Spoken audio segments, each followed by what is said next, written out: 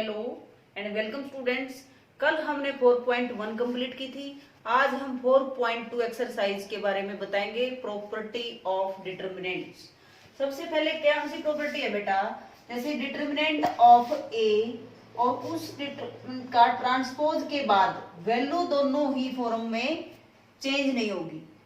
For example जैसे 1 2 3 4 5 6 7 8 9, इस determinant को हम पहले तो ये पता 4.1 में हमने बता चुके हैं कि इसको कितने तरीके से हम एक्सपेंड कर सकते हैं, वैल्यू निकाल सकते हैं। R1 फर्स्ट रो से भी कर सकते हैं, सेकंड रो से भी कर सकते हैं और थर्ड रो से भी कर सकते हैं। फर्स्ट कॉलम, सेकंड कॉलम और थर्ड कॉलम से 6 टाइम तरीके से हम करेंगे इसका एक्सपेंड, और 6 फॉर्म में आंसर सबके क्या आएंगे, इक्वल आएंगे।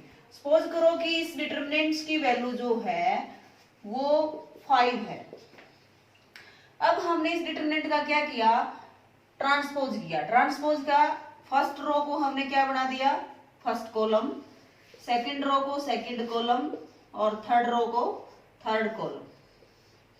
अब इसकी वैल्यू कितनी होगी, बताया था अभी कि डिटर्मिनेंट ऑफ ए और ए का ट्रांसपोज का डिटर्मिनेंट दोनों ही फॉर्म में आंसर सेम आएगा, तो इसका भी आंसर हमारा कितना आएगा, 5।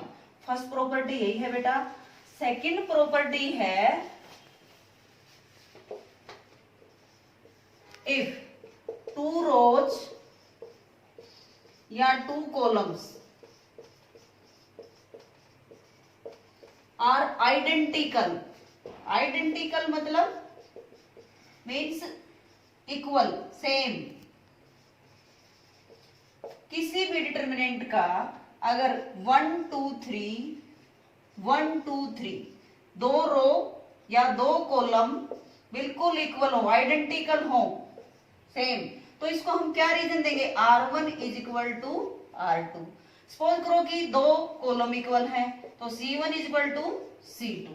तो वैल्यू ऑफ डिटर्मिनेंट क्या होगी, वेनिस, कल भी बताया था वेनिस का मतलब 0 के इक्वल। तो वैल्यू ऑफ डिटर्मिनेंट क्या रहेगी इसमें, 0। इफ 2 रोज और 2 कॉलम्स आर आइडेंटिकल, यानी कि किसी भी फॉर्म में कोई भी 2 रो या कोई भी 2 कॉलम अगर इक्वल हैं तो डिटर्मिनेंट्स की वैल्यू क्या रहेगी, 0। विदाउट एक्सपेंड हम बता सकते हैं कि value of determinant is 0। Third जो है वो क्या है कि value of determinant if 2 rows and 2 columns are interchange. For example A1 B1 C1, A2 B2 C2, A3 B3 C3। अगर ये डिटर्मिनेंट है और मान लिया इसकी वैल्यू है 10, if 2 rows and 2 columns are interchange, interchange का साइन होगा ऐसे दोनों तरफ ऐसे एरो लगा दी। सपोज करो कि हमने R1 और R2 को इंटरचेंज कर दिया। R1 और R2 को इंटरचेंज का मतलब सेकंड रो को फर्स्ट रो बना दिया और फर्स्ट रो को सेकंड रो बना दिया। तो वैल्यू ऑफ डिटर्मिनेंट में क्या फर्क पड़ेगा, अगर एक बार चेंज किया है तो माइनस का फर्क, -1 की पावर जितनी बार हम जितने टाइम्स करेंगे। अब देखो A2 B2 C2 और ये फर्स्ट वो सेकंड बना दी, A1 B1 C1, थर्ड का है नो चेंज।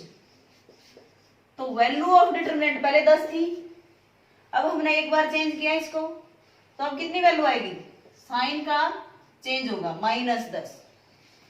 अब फॉर्मूला क्या होगा, -1 की पावर 1 इंटू में वैल्यू ऑफ डिटर्मिनेंट। अगर 2 बार चेंज करेंगे तो -1 की पावर 2 हो जाएगा, और 3 बार चेंज करेंगे तो -1 की पावर 3 हो जाएगा। Okay, third is complete. I hope कि अच्छे से समझ आ रहा होगा आपको। फोर्थ जो प्रॉपर्टी है बेटा वो क्या है कि किसी भी डिटर्मिनेंट को अगर k से मल्टीप्लाई कर दिया, k इज एनी कांस्टेंट, तो इसका क्या फर्क पड़ेगा कि पहले ये देखेंगे डिटर्मिनेंट जो है वो कितने बाय कितने की है, ऑर्डर की है। तो मान ली 3/3 की है। सपोज करो कि जनरल फॉर्म ले लिया हमने n/n की है, तो k की पावर n इंटू में डिटर्मिनेंट ऑफ a। मैट्रिक्स और डिटर्मिनेंट में यही फर्क है। जैसे देखो 1 2 3 4 5 6 7 8 9। अगर ये मैट्रिक्स है और इसको 2 से मल्टीप्लाई करना है, ये ए मैट्रिक्स है, इसको 2 से मल्टीप्लाई कर दिया तो क्या हो गया, अंदर हम 2 जाएगा हर एलिमेंट में, 2 4 6 8 10 12 14 16 18। अगर ये डिटर्मिनेंट होता तो अगर मान लीजिए ये डिटर्मिनेंट है, अब ये मैट्रिक्स जो है ये डिटर्मिनेंट है, अब इसमें से 2 कॉमन निकालना है।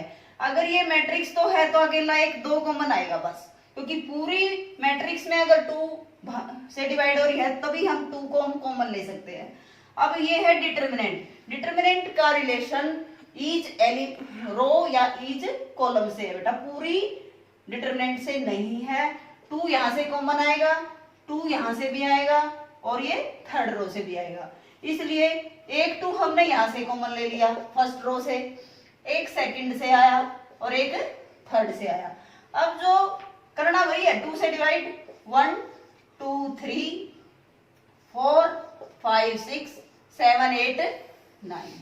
अब ये कितना हो गया बेटा, 2 की पावर 3।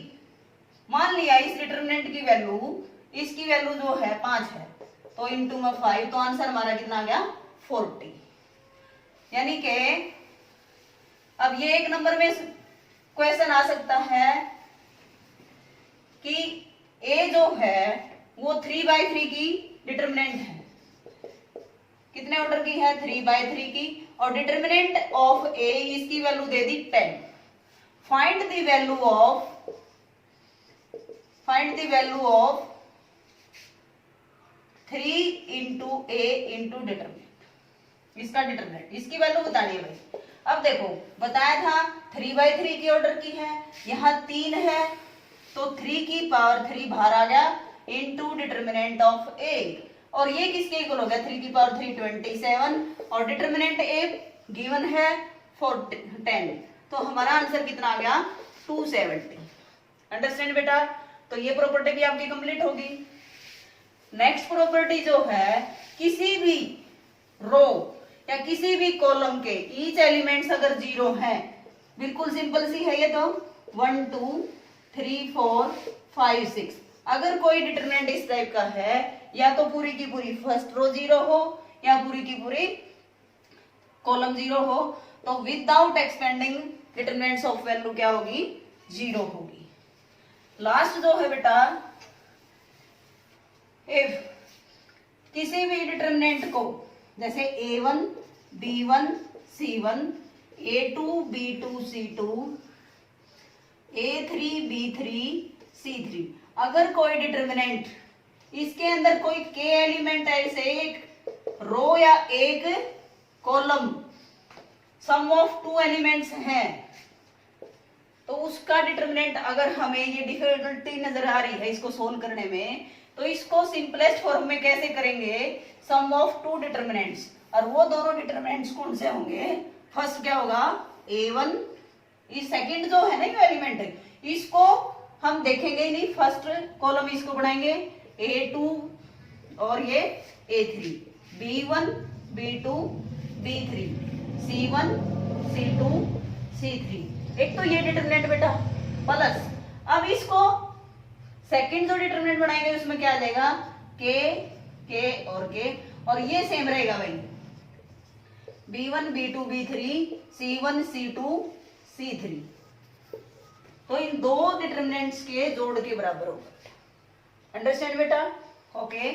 अब जो है इंपॉर्टेंट प्रॉपर्टी है जिससे हम 4.2 के सम मोस्टली इसी प्रॉपर्टी से सोल्व करेंगे, और वो क्या है, सपोज करो a1 जनरल मैट्रिक्स ले लेते हैं determinant, a2 b2 c2 a3 b3 c3, अगर कोई डिटरमिनेंट है, इफ एनी, दो प्रॉपर्टी हमारी रहती थी, इंपॉर्टेंट है ये, एक डिटरमिनेंट है a1 b1 c1 a2 b2 c2 a3 b3 c3, if each row, अगर किसी रो में, एक रो में हम क्या चेंज करें, किसी दूसरी इसके पैरेलल में कितनी रो बच गई? 2।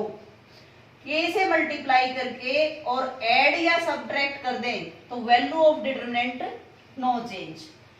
या हम C1 पे क्या चेंज करें? C1 माइनस किसी k से मल्टीप्लाई करके C2 भी हो सकता है और C3 भी हो सकता है। ये भी ऑपरेट कर सकते हैं, कॉलम पे भी लगा सकते हैं और रो पे भी लगा सकते हैं। तो value of determinant no change, ये मोस्ट इंपोर्टेंट है बेटा। इसी के मोस्टली यूज होगी जो 4.2 के हम सम करेंगे। तब देखो अब कैसे करेंगे। A1 के अंदर हम k इसमें क्या होना चाहिए? 0 नहीं होना चाहिए, बस A1 plus k A2, B1 plus k B2, C1 plus k C2। और सेकंड रो को कोई चेंज नहीं करना और थर्ड रो भी नो चेंज। तो वैल्यू ऑफ डिटरमिनेंट मान ले इसकी 10 थी, तो इसकी भी वैल्यू कितनी रहेगी? 10 ही रहेगी। अब किसी भी एक रो 1 पर ऑपरेट कर सकते हैं हम और कॉलम 1 पर ऑपरेट करेंगे और उनको फिर ऐसे लिखेंगे, फिर इसको एक्सपेंड करेंगे तो इस पर वैल्यू पर डिटरमिनेंट पर कोई फर्क नहीं पड़ेगा। लास्ट एंड फाइनल बेटा, ये प्रॉपर्टी जो है, अगर हमें ये पता चल जाए कि एक डिटरमिनेंट की वैल्यू निकालनी है, 2 स्क्वायर मैट्रिक्स की मल्टीप्लाई है, उसका डिटरमिनेंट किसके इक्वल होगा? Determinant of A into determinant of B. Suppose करो कि डिटरमिनेंट ए जो है वो 3 के इक्वल है और डिटरमिनेंट बी जो है वो -4 के इक्वल है। Find the value of A B determinant. तो किसके बराबर होगा? प्रॉपर्टी के हिसाब से determinant of A into determinant of B, और ये आ गया 3 और ये आ गया -4, तो इसकी वैल्यू हमारी कितनी आ गई? -12। All properties are complete.